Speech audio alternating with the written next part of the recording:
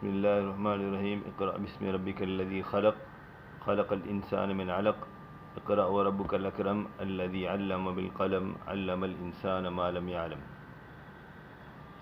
اللہ تعالیٰ نے یہاں پر تعلیم کے ان مراحل کو بیان کیا ہے، اور قرآن کریم ہی ہمارے لیے مرکز اور محور ہے۔ اقرأ پہلا سبق جو ہے اللہ تعالیٰ کی طرف سے پڑھنے کا ہے، یہ تعلیم کا پہلا مرحلہ ہے۔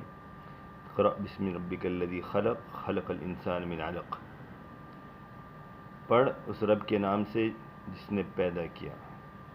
تو اللہ کا نام اور اس کی تسبیح اور اللہ کی معرفت یہ علم الادیان ہے۔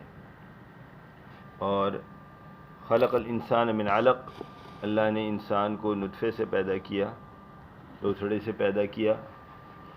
یہ علم الابدان ہے جس میں لوتھڑے کی طرف، مادے کی طرف اشارہ ہے، دنیاوی علوم کی طرف اشارہ ہے، لیکن دونوں کے ساتھ جو پہلا مرحلہ ہے وہ اقرأ کا ہے، پڑھ۔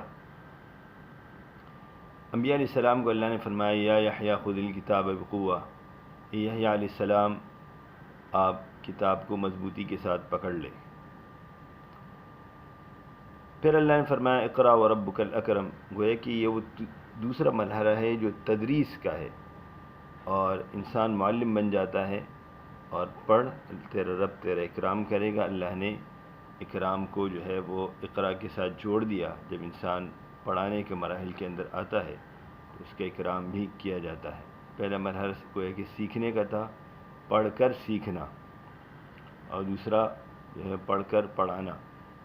الذی علم بالقلم، اور یہ گویا کہ آخری سٹیج ہے جس کو ہم تخصص کا سٹیج کہتے ہیں، اور جس کو ہم ایم فل اور پی ایچ ڈی کا اسٹیج کہتے ہیں، جس کے اندر جو ہے تخصصات کے اندر الذی علم بالقلم کیا جاتا ہے، قلم کے ذریعے جو ہے وہ علم سکھایا جاتا ہے۔